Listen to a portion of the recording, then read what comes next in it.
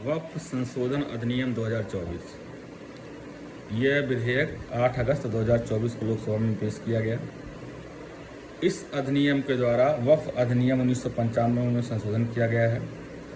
इस अधिनियम के द्वारा, इस विधेयक के द्वारा अब इस अधिनियम का नाम परिवर्तित कर दिया गया। अब इस अधिनियम का नाम होगा संयुक्त वक्फ प्रबंधन सशक्तिकरण दक्षता विकास अधिनियम 1995।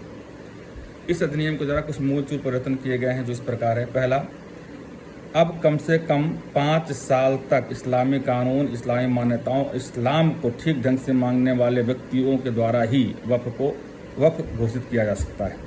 अब उनको ही राइट दिया गया है। दूसरा, वक्फ के रूप में जारी की गई कोई भी सरकारी संपत्ति वक्फ की नहीं मानी जाएगी। किसी भी अनिश्चितता की स्थिति में उस पर डिसीजन लेने का जो राइट है वो कलेक्टर को दिया गया और कलेक्टर इसकी रिपोर्ट राज्य को सौंपेगा।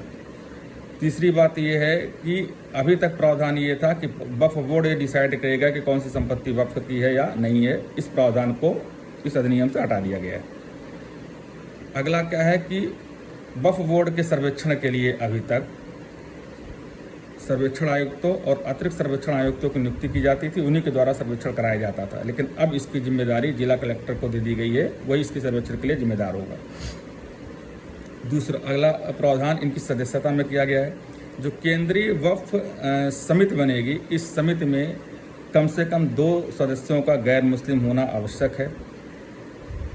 दूसरा, समिति में निर्वाचित सांसद, पूर्व न्यायाधीश या प्रतिष्ठित व्यक्तियों का मुस्लिम होना अनिवार्य नहीं है। मुस्लिम सदस्यों में से कम 2 महिला सदस्यों की भी नियुक्ति की जाएगी। समिति में शिया, सुन्नी और पिछड़े मुस्लिम वर्गों की भूमिका भी सुनिश्चित की गई है। इनके भी कम से कम 1 सदस्य होंगे।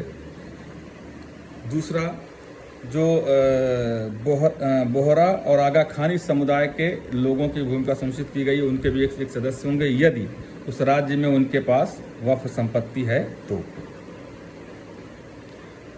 अगला प्रावधान ये है कि जो विधेयक में अब तक प्रावधान था कि ट्रिब्यूनल के द्वारा दिया गया डिसीजन अंतिम माना जाता था, इस प्रावधान में भी संशोधन किया गया। इस प्रावधान को हटा दिया गया। अब नए प्रावधान के तहत ट्रिब्यूनल के निर्णय को 90 दिन के भीतर उच्च न्यायालय में चुनौती दी जा सकती है।